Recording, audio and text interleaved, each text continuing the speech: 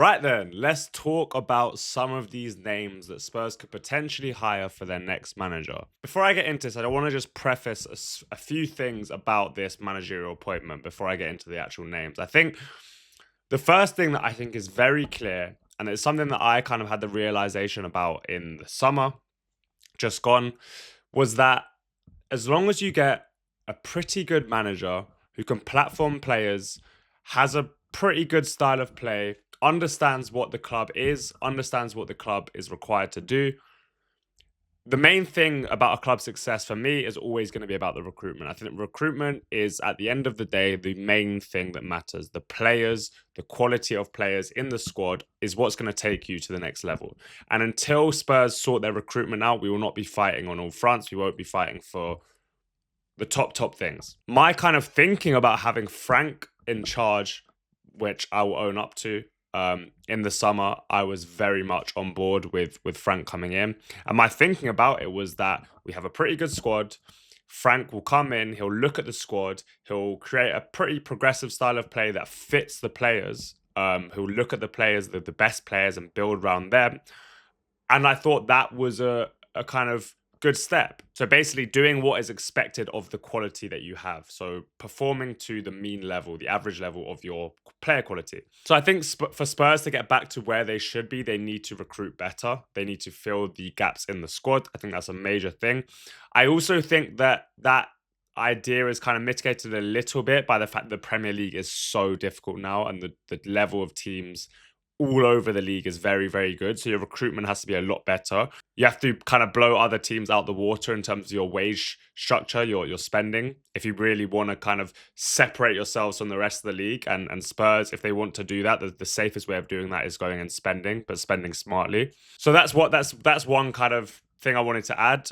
And the next thing I wanted to add is, obviously Spurs are in a situation now where either they go and get a manager who's ready to come in now on a decently long-term contract, or we get an interim and wait until the summer to get our guy, I guess you could call it. So before I get into the names, please do make sure you're subscribed. Please do comment down below who you want to be the next Spurs manager. Please do like the video as well. There's going to be a lot more content now. I feel energized and ready to make really good content. So please do make sure you're subscribed. So the first name I kind of want to just get out of the way is Mauricio Pochettino. This is the kind of most popular name that's being thrown around. I have my concerns about it. I like parts of Pochettino in the appointment. I have concerns around the other side of it, but I'm releasing another video later on that's going to be all about Pochettino with a Chelsea fan who's coming on and going to analyze his time at Chelsea, because I think that's the best kind of reflection of Pochettino's recent kind of game model. So we'll be doing that. So I'm kind of going to leave Pochettino out of this because we're going to get into that down the line. So please do check that video out. So I want to get out of the way first, the kind of names I would avoid, or kind of the non-starters, the ones that I just really don't think are the people to take us forward. The first one is Heitinga, which has kind of been rumored. I mean, that might work as an interim. I don't think there's enough evidence from outside of the game about him as a coach. I think his Ajax spell was pretty underwhelming. And there's just not a lot to go on. I kind of don't really want anyone who was around this recent tenure in, because I think you want something fresh, at least, especially as an interim coach.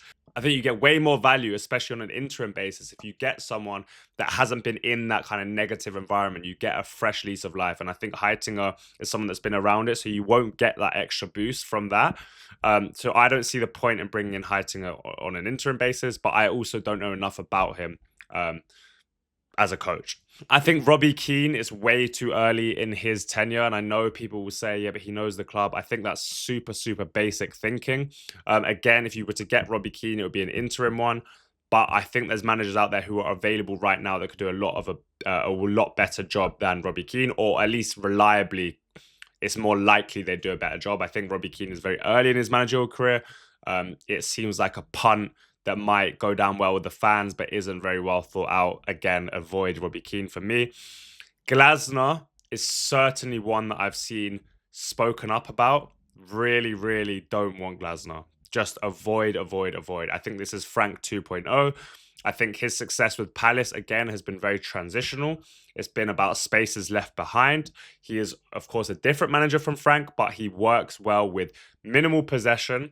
His possession numbers have always been low, so he helps. So he enjoys having. So he enjoys letting the opposition have the ball and hitting them on the break. Like we found out with Frank, when teams come to Spurs, they sit off us and we are required to do things with the ball. I think his kind of patterns of play are very limited in possession. Palace have struggled all season breaking down low blocks because they gained that bit more respect from last season under Glasner, where they're really successful. Teams fear them a bit more, they sit off them, and then Glasner and Palace seem a bit out of ideas. Really want to be heavy on avoid Glasner. I would be really, really upset if we appoint Glasner. And so those are the kind of avoid ones. The next kind of section I want to talk about are the middling options. I think they're decent options, but they're not who I would go for. I think Kieran McKenna is a very interesting one, and I want to learn more about Kieran McKenna and his kind of philosophy and stuff. I think his Ipswich tenure in the Premier League is quite difficult to judge because of the lack of player quality. Some of that Ipswich squad were barely even Championship players, let alone Premier League players. Kieran McKenna is one I don't really want to touch on until I kind of do more research on. But I think there are some good signs there. He definitely wouldn't take it on an interim basis. So that would be your kind of banker. You'd have to kind of sign him to a long-term contract.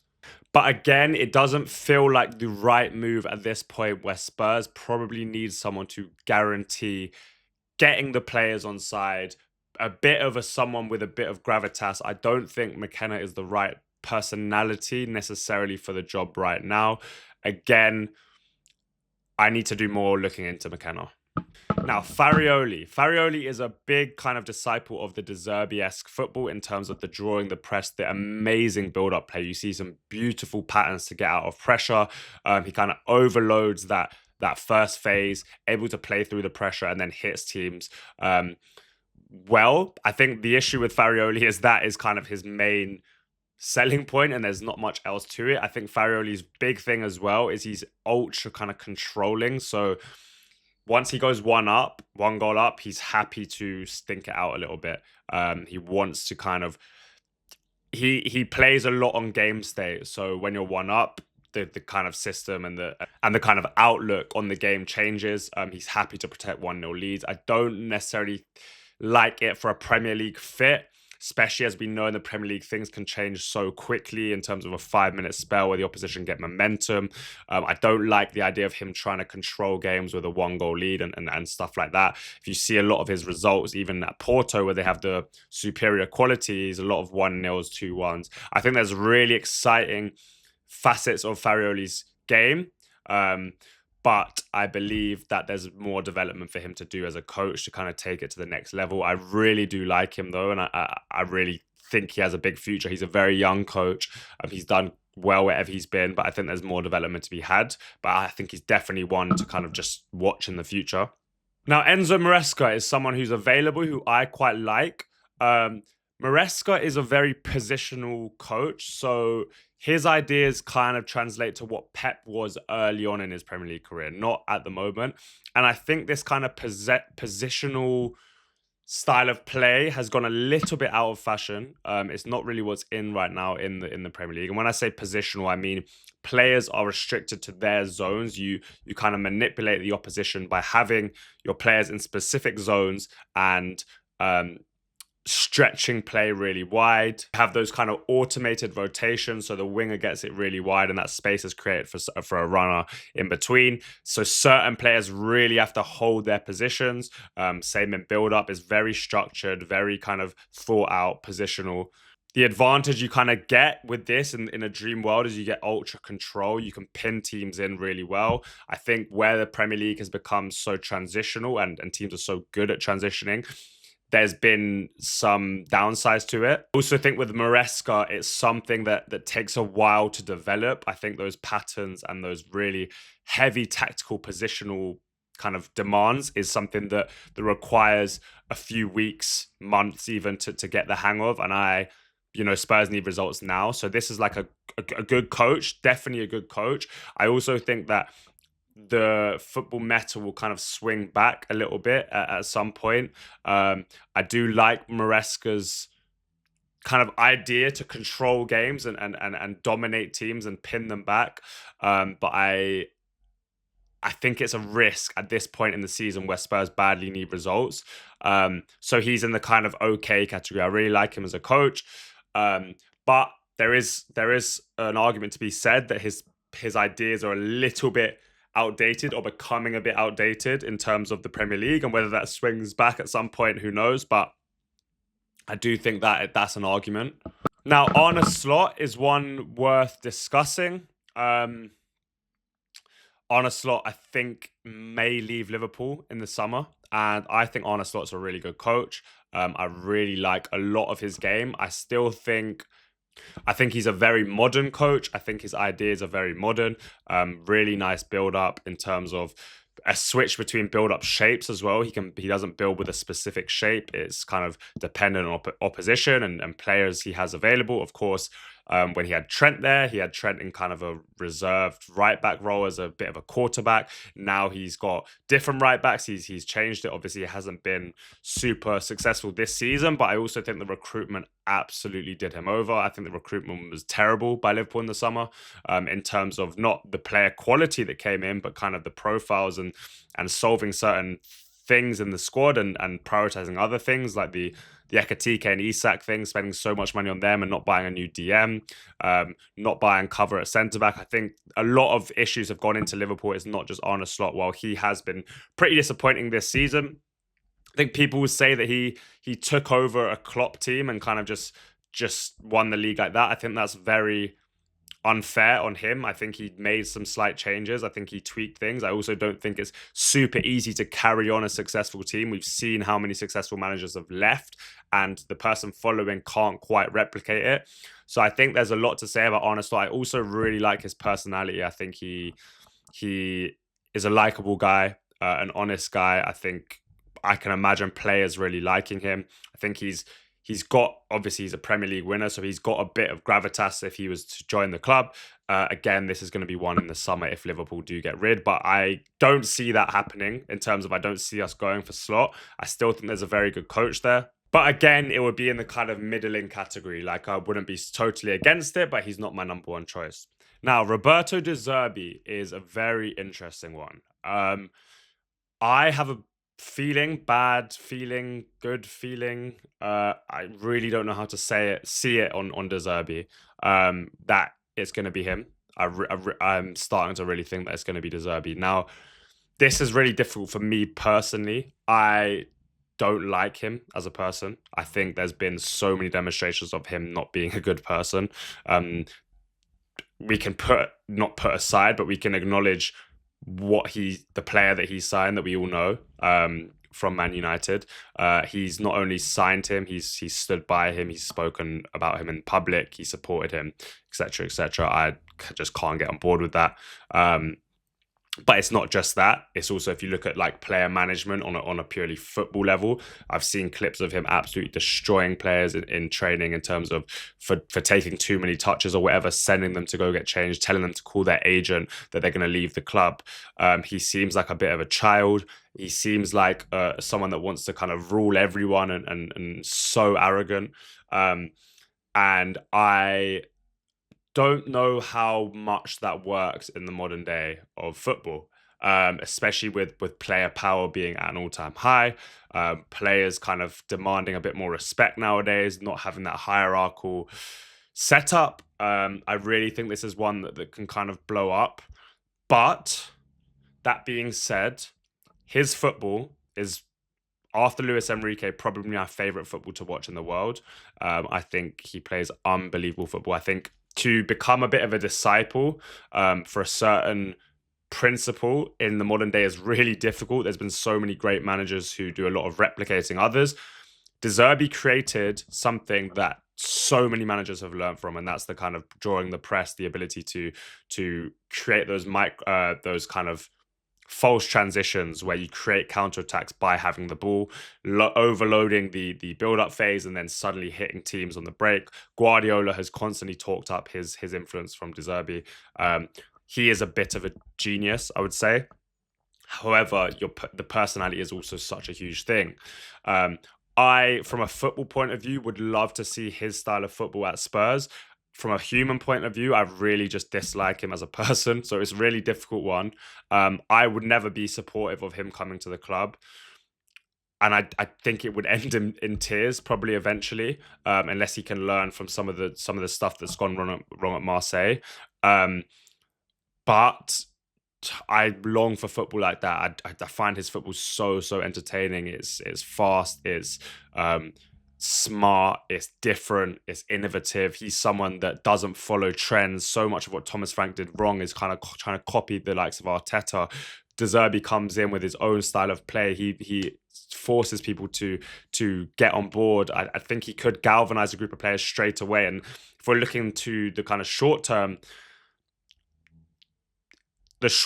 solution, I think De Zerbi comes in straight away and has results. I genuinely believe that. I really think he does. I just think in the long term it blows up. So that's kind of one I just want to put on the side because I don't even really know where to stand on it. As a person, I would never get behind him coming to Spurs, but I'm starting to think that one might happen.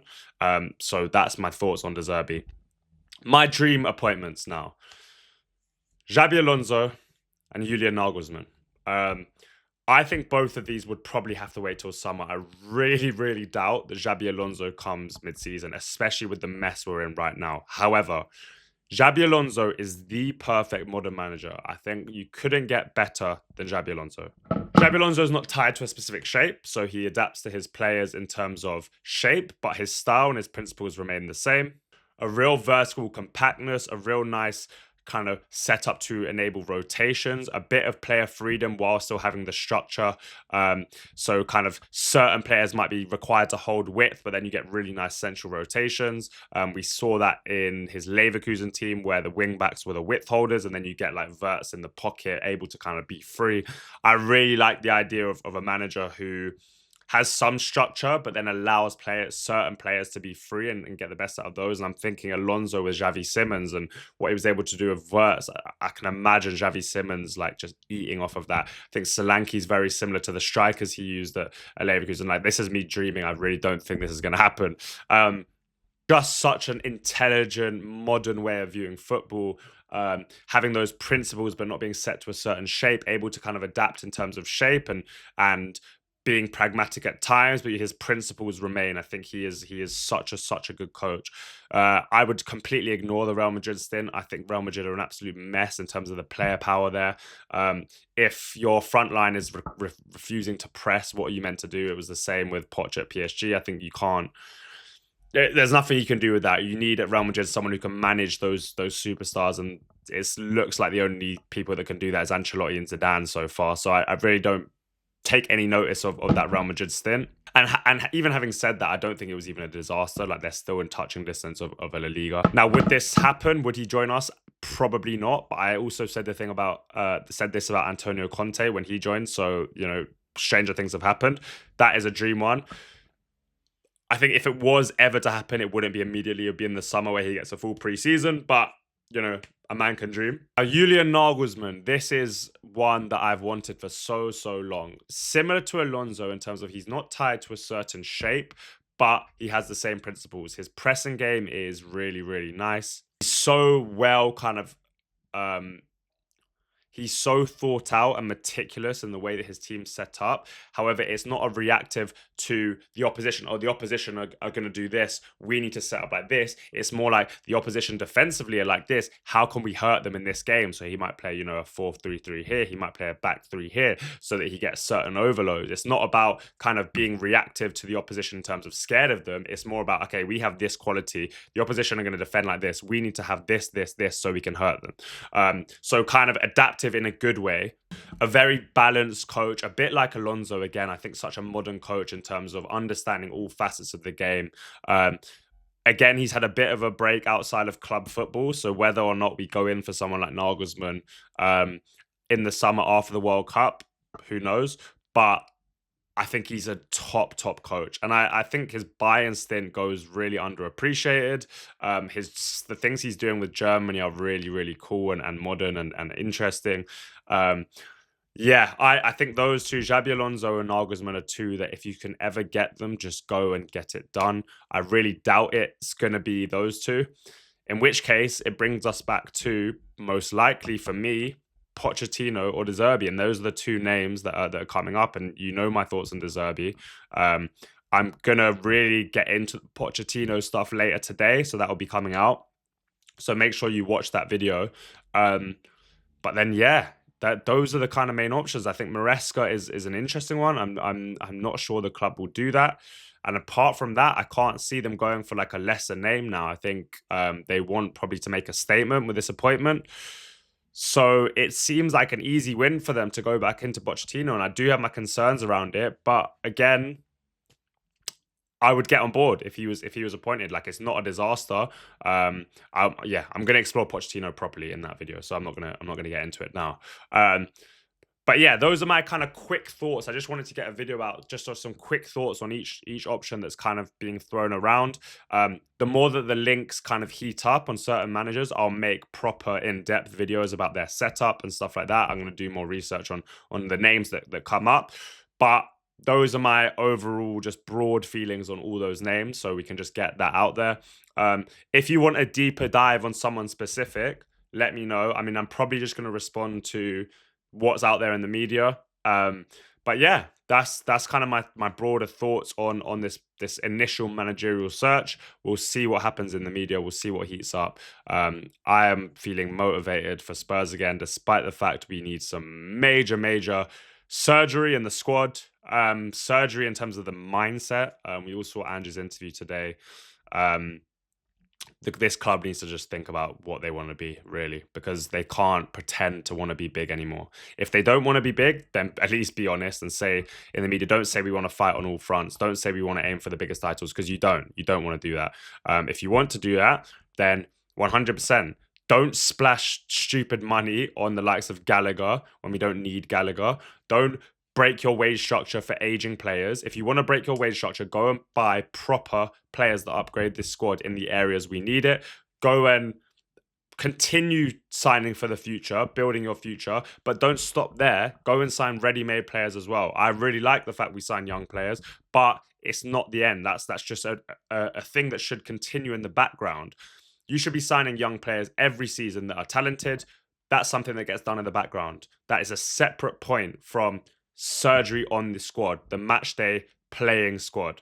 So a really big overhaul needs to happen. Langer, Vinay, I want them gone. I really want them gone. I think they've been a shambles. But this is step one of hopefully a bit of a change now. But we continue to need to put pressure on the board from fans, but also just in terms of just the overall mood. I think people are starting to wake up a bit about, I don't mean Spurs fans, I mean the overall media is starting to be like, why are Spurs such a mess? And I think it does obviously start from the top. So yeah, that's the first managerial video. There'll be plenty more, I'm sure.